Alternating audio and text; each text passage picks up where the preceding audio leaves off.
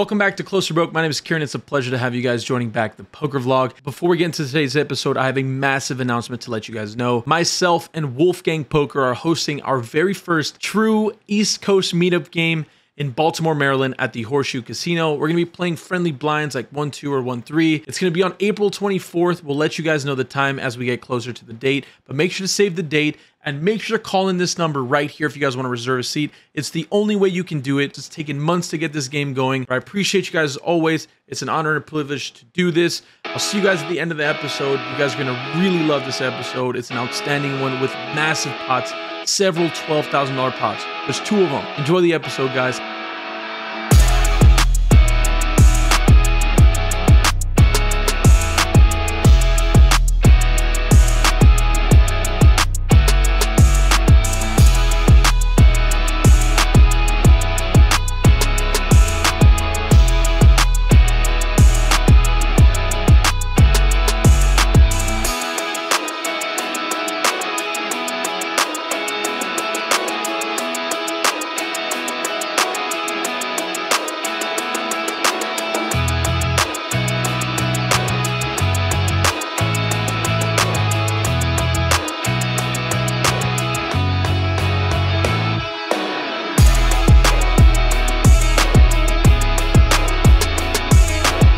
Welcome back everyone to Closer Broke. My name is Kieran. It's a pleasure to have you guys back as always. Just pulling up here to the Commerce Casino. Probably going to be hopping into the 5-10 game as per usual. Let's hop into today's session, have a really good time, and more importantly, let's run good, man. Our heater is not a joke. Let's get into it. There's a 20-40 game running and it's pretty good. It's pretty juicy. So I'm going to hop into that game instead. You guys usually like the higher stakes, I think. Pretty high stakes, Richard. Yeah. What are you playing today? 3-5. Let's go. Richard, make some money. Let's grind it. Let me make some money. I'm tired of not making money. No, we're on a winning streak. We've got to keep it up. We've got to keep the heater going. Let's hop into today's session. Wish Richard some run good. Wish me some run good. We'll see you guys at probably the mid-session update area. Today's episode is a banger. We're into the game for 6,000. We're playing 10, 20, 40. And for the second half of the episode, we're playing 20, 40, 80. Enough of the crap, though. Finally here to show you guys some big hands.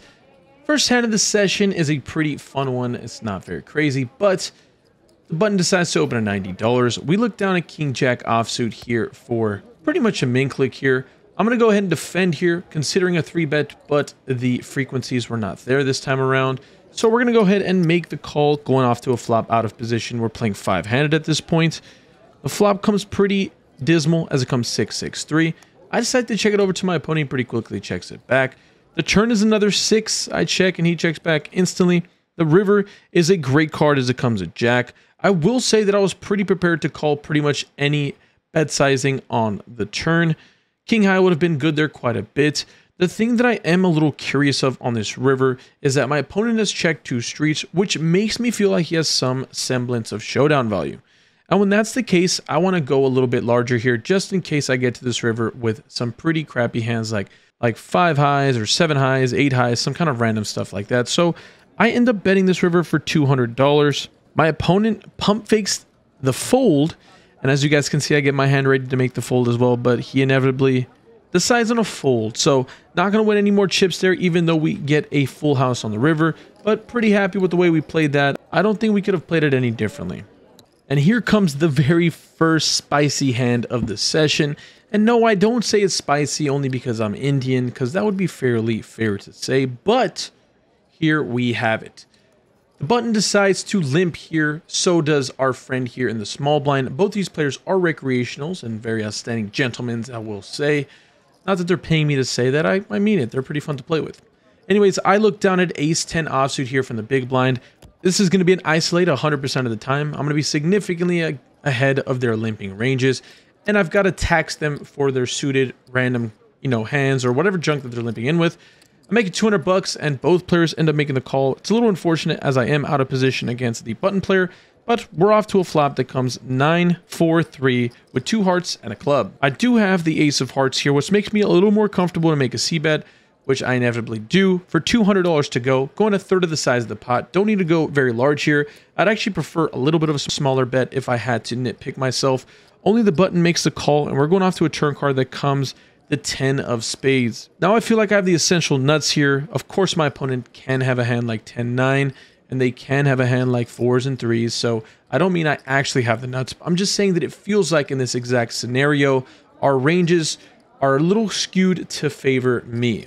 My opponent can have a ton of random hands like 8-9, 5-4, 6-4, 7-9. A lot of hands that I have beat at this point. On this turn card, I decide to bet $700 to the tune of a fairly substantial bet compared to the size of the pot, going specifically 70% on this turn. My opponent makes a call and we're off to a river. I'm pretty much planning to check every single river, no matter what it is, to allow my opponent to bluff with all of his missed flush draws or straight draws. The only trouble is when the river comes at 6, and now makes it less likely that he has a worse hand, because it does bring in some 2 pairs as well as some obvious straights. But when he decides to bet $1,100, I'm never folding here. Like I mentioned, I'm doing it because I'm allowing my opponent to bluff with all of his weaker holdings. He bets $1,100. I quickly make the call, and we are good. He does show 5-3 suited, if I'm not mistaken, and we're going to go ahead and take it down. Like I said there, I don't think I could have played it any better. Obviously, we got bailed out by the deck there on the turn, but by getting to the river and checking, I think it was the for sure optimal way of playing that hand. So far, so good. Let's go. I still get a little bit of nerves. I don't know if that's the right word, but it's pretty incredible how fast these pots seem to get up there in price. Anyways, we look down at Queen 10 here from early position. I decide to raise to $100. Our friend to our left decides to make the call, and everyone else decides to make the fold. We're going off to a flop that comes King 9-4. And it is a rainbow board texture. Pretty static board texture getting over to this flop. I don't need a bit very massive here, so I decide to actually down bet here for 2 big blinds for $80. This is kind of what's like in for poker right now, or at least the theory side of things. You don't need to go that large here on textures that are this significantly dry. I think my opponent would be folding hands like Jack 8 suited and 7-8 suited, a lot of hands like that. So he ends up making the call, which is not a problem at all, and especially not when the turn comes at 8 of diamonds. This now improves us to a flush draw, as well as still continuing to have our gut shot and 2 unders. It's funny how I said 2 unders, right? Anyways, on this turn card, I'm going to be bombing for near the size of the pot or more sometimes, and this time is one of those times. I bet $420, a massive sizing as mentioned. The reason is, if he has a weak king, I think I can go 3 streets to blow him off. If he has a hand like King Queen or King Jack, I do not see him calling 3 barrels here for massive sizings on every street. And moreover, if he has a hand specifically like 10-9 or Jack 9, it's pretty easy for him to get a fold here, or if not, like I said, on the river. Anyways, after a little bit of pause, my opponent luckily decides to fold, so we don't have to unload the clip on this hand, and we're going to be here to fight another day. As I mentioned earlier, I don't think the right word is nerves. I just think it's interesting. Like, it's incredible to me that I was playing stakes like 2-5 and 1-3 just 3 or 4 years ago, and now I'm playing stakes that I couldn't even dream about. Anyways, I look down at ace-4 diamonds here from the button. I'm going to go ahead and raise here to $100. The small blind decides to make the call, and the big blind looks down at his hand and seems to like it quite a bit, or at least enough to make a 3-bet. He goes for a very large sizing here, making it $540 to go. It folds back over to me on the button, and at this point, I'm just looking at my frequencies. Is it the turn to blast it off? And you know what? I think it is. I decide to 4-bet here to $1,100, considering I do have the button and a suited wheel ace. This is a perfect opportunity to do this. Like I mention all the time, if you have only nuts here like aces, kings, and queens, it's just unfortunate. You're just going to be easier to play against. It's really cool having a hand like this in your range. It's not supposed to happen often, but when you do, it's nice that it is there. Anyways, like I mentioned, I make it $1,100. The small blind decides to fold, and we're back onto the 3-better. He decides to think it over for a tad bit before deciding on a call. Well, not awesome, but we are in position, which is our saving grace. And we're going off to a flop that comes Jack 8-7 with 2 hearts and a diamond. The opponent checks it over to me, and I think at this point I should be checking back 100% of my range here. Even if I had a hand like ace-queen or ace-king of hearts that had the nut flush draw, or a hand like king-queen maybe of hearts, I actually don't mind just checking this back and realizing my equity. The last thing I wanted to do is bet and get raised and have to fold what would be possibly the best hand and definitely the best draw in most cases.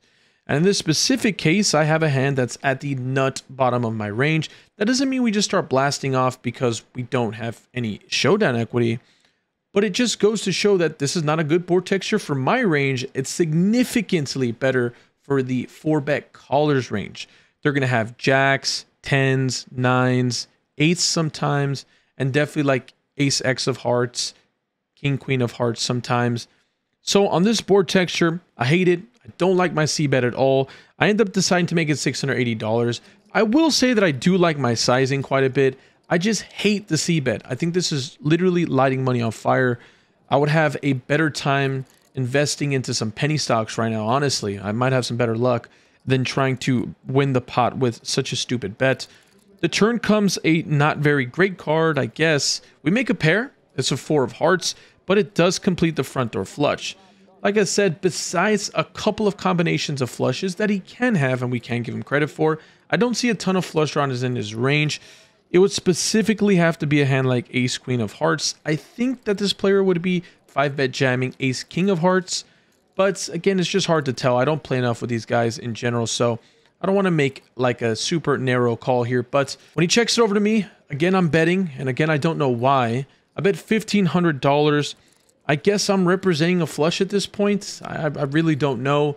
This is a hand where I'm as lost as you guys. I can only read the notes at this point and tell you guys what my emotions were at the time. But I've got to be honest and brutally honest at that. When I make a mistake, it's important that I call myself out because, you know, when I make crazy king high calls that are right, it's important that when I do something stupid, I call myself out too, because I think some of you guys want to learn from this. Or I guess not learn from this. My opponent finally makes a call, and we're going off to a river that comes absolutely horrible as it comes to jack of diamonds. My opponent decides to think it over for a tad bit, and before he does anything, I am absolutely positive on what I'm doing here, and that is checking back. We've messed up this hand quite a bit already. There's no reason to go 3 streets here. It's really hard to get people to fold hands like 10s or 9s in this spot, or queens even, to be quite honest. Specifically because it's a board pairing river, is very unlikely for me to have ace-jack suited here as a 4-bet candidate. It can happen, it will exist in my range, but it's just very unlikely. And it's even more unlikely to go 3 streets of value when the front door flush is there. So, with all that being said, my opponent checks, and I pretty quickly check it back as well. He shows pocket 9, so I'm assuming he's calling any river bet anyways. He did have 2 black 9s, which makes it more likely for me to have hearts in my range as a bluff. If I had a hand like ace X with the ace of hearts, it's just more likely. And it's a really great bluff candidate to call with because he double blocks the nut straight. I don't think I'd be, you know, 4-betting with 10-9 suited, but it is definitely possible. If I'm doing with ace 4, maybe sometimes I'll do a 10-8, like 1 out of every million times, but it's good to know that he double blocks the nut straight. Anyways, checking back was the only thing about this hand that I did okay by saving myself money and not lighting it all on fire. And like I said, when you play bad and you do a bad play, you got to be honest with yourself. It wasn't perfect. It wasn't great. So it's time to bounce back. You know, all of our profits have been, pretty much torched at this point. I need to go for a walk, get my mind back together, and come back because we're down like $2,000 at this point. So let's check in for the mid-session update. Alrighty, folks, just taking a quick break. Nothing has really been going on so far. You guys just saw me try to pull a pretty big bluff. It was a really interesting spot. I actually talked about it, as I'm sure you guys heard in the voiceover. I didn't like my flop bet very much at all. It's just a board texture that's going to be crushing my opponent's range, and I think that, you know, even though I'm bluffing and I'm having a bluffing range here, I think I'd be checking aces and kings there a lot too. In a 4-bet pot, I mean, I'm going to have like ace queen plus, you know, aces, kings, and then for bluffs, we're always going to have like the ace 4, the wheel ace, you know, suited right. So didn't love my bluff there. It is what it is. Trying to battle back now. We're down. We were up, you know, quite a bit, like a healthy amount. Now we're down like a healthy amount. So let's see if I can hop back in there and battle back. The session is not going great, especially since the table sucks now. So it is what it is. The good thing is a lot of the people at the table, I guess, subscribed at the table or had somehow already knew about it. But nonetheless, the game sucks. So if you guys are watching, you guys are nice people, but the game's horrible. There's no action. Well, let's get the craziness level for this episode going to pretty much another planet. This is a really fun hand. It folds all the way to the big blind, who decides to make it $140, and I'm in the straddle here when we look down at queen jack of diamonds. This plays fine as a just call, as well as a 3-bet.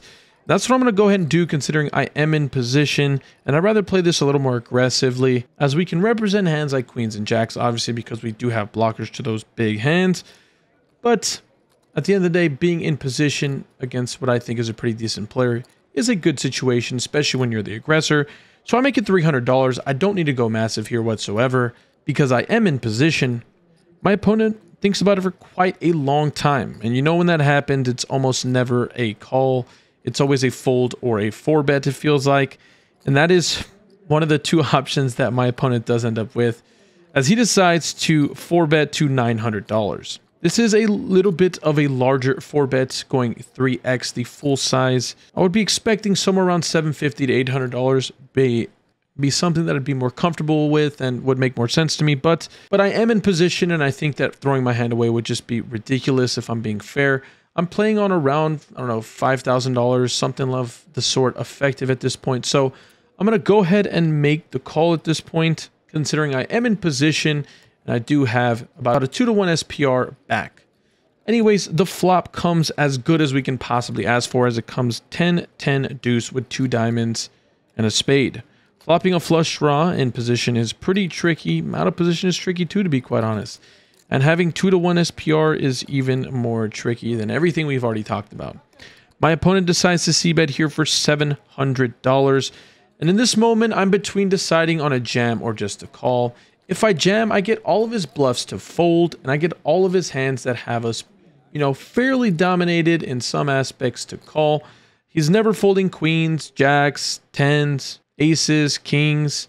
These hands are never folding anyways, so I think I'm pretty much only targeting exactly bluffs at this point, but I do end up deciding to jam. My opponent pretty quickly decides to make the call, and he asks immediately if we can run it twice. That seems fine with me. This is a massive pot, $12,000. This is a ridiculously sized pot. So we decide to run it twice. The first board comes out a king of diamonds on the turn. We're getting there immediately, and we're open-ended to the straight flush.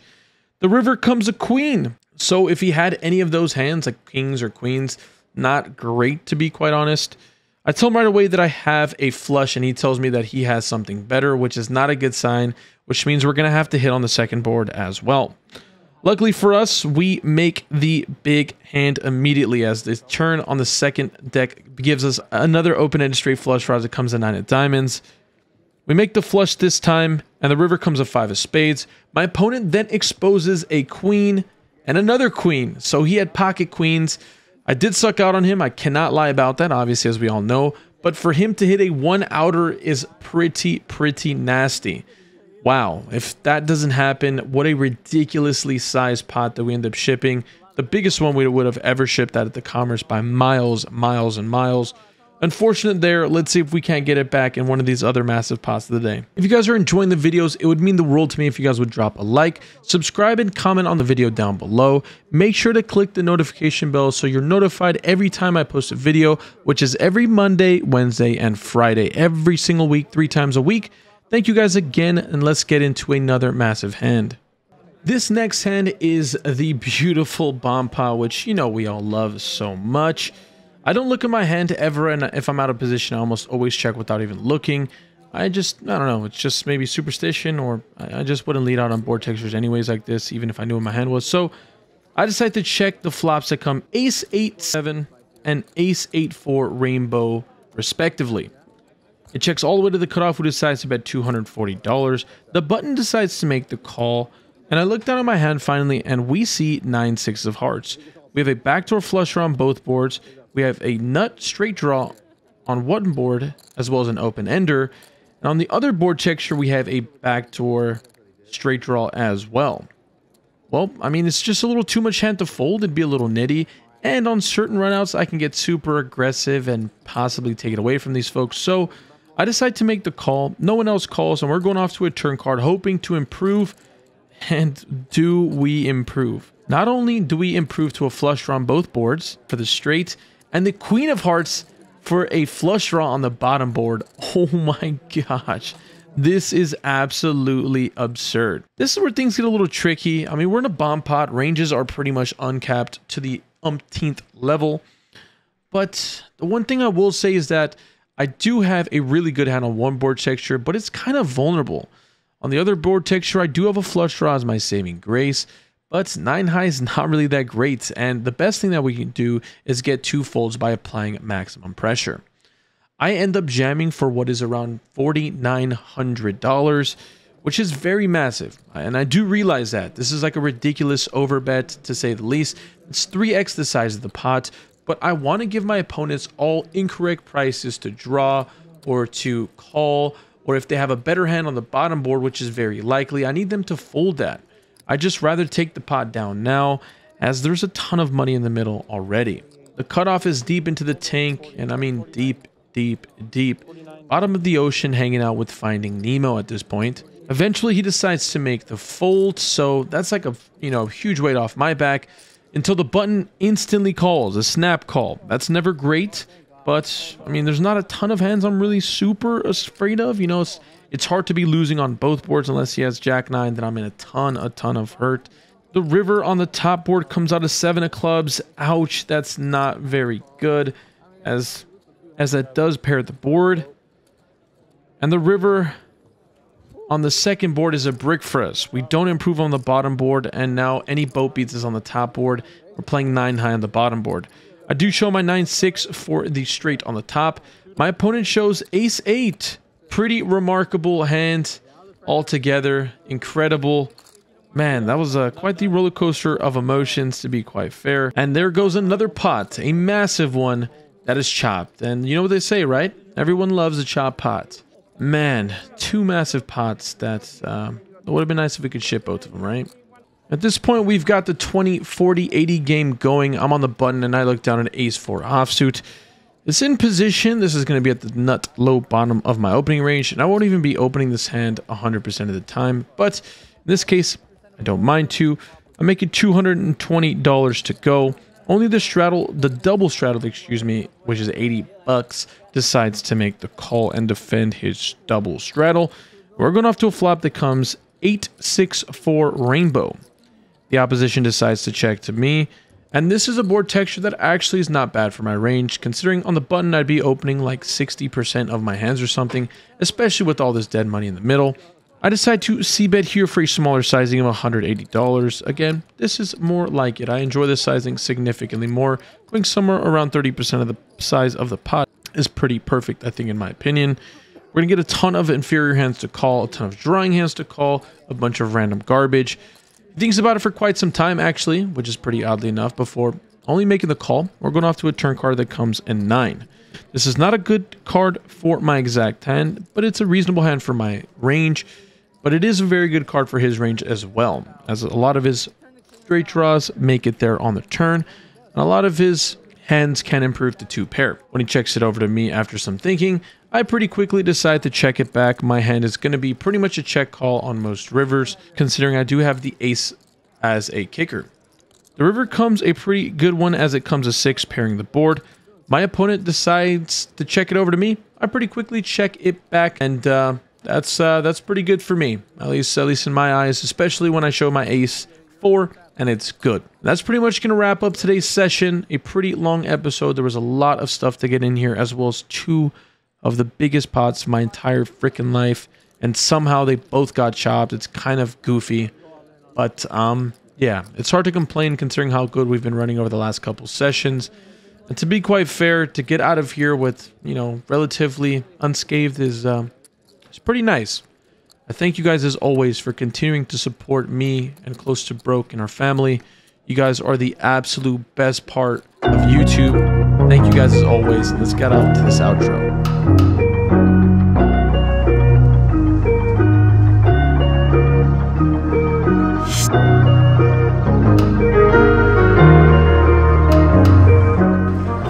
Mr. Angelo, congratulations. We got the chips here. I don't know if they can see them. Hit the jackpot. You were involved in the hand, but you folded, right? Yeah, I folded midway through, but we still hit the table share. And our friends here hit the jackpot. Nice, They won nice. 20,000. Look at that. 20,000. Jesus Christ. Congratulations, brother. Thank you. Alrighty, folks. So that's going to do it for our session today. As you guys saw, a lot of up early, a lot of down in the middle, and a little bit of clawing back at the end. Besides the two massive pots that we ended up unfortunately losing, or we didn't lose, but we didn't win them. We chopped them. Not a lot to report. I think I was playing outstanding at the beginning. I talked a little bit about it during the mid-session update. The 4-bet bluff with ace-4 diamonds. You know, I liked it. I didn't love it. It is what it is. And yeah, I just hate my bet on the flop, to be quite honest. It was pretty disgusting, but I've already complained about it enough. Got to grind that in. I'm going to be happy to talk to the coaches about it.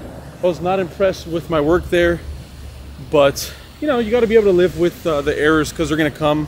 The benefit about making poker vlogs is that you can record where you mess up and you go back and you just kind of drill it. You fix the errors. And obviously I made an error today and I gotta work on it. I don't mind the bluff, I just hate the flop bet. Anyways, I'm getting on a tangent and we're already getting off too late into today's video. So we were ending up, as you guys saw, playing not 5-10, not 10-20, not 20-40, but 20-40-80. So a massive game, probably the biggest I've ever, actually the biggest I've ever played is 25-50-100 in down in Florida. But the biggest game I've ever played in the West Coast. The game was pretty bad. The first game was amazing. The game once the table change happened was pretty awful. So at the end of the day, pretty happy with the outcome. We were into today's game for 6,000, out for 5,600 for technically a loss of 5 big blinds, which is really not that bad. I'll take it. It is what it is. Lost 400 bucks, but the run good doesn't end there. At the end of the day, I didn't even waste any run good today. I got kind of, you know, nothing really went into my massive favor. I think we just played all right. Richard made money. He made like 150 bucks. So shout out to Richard. He at least brought a little bit of glory to today's vlog by winning. Anyways, I appreciate you guys as always. Huge shout out to Angelo. Really nice meeting you guys in person. Hope you guys have a great day. Stay happy, stay healthy. More importantly, run good at the tables. Deuces.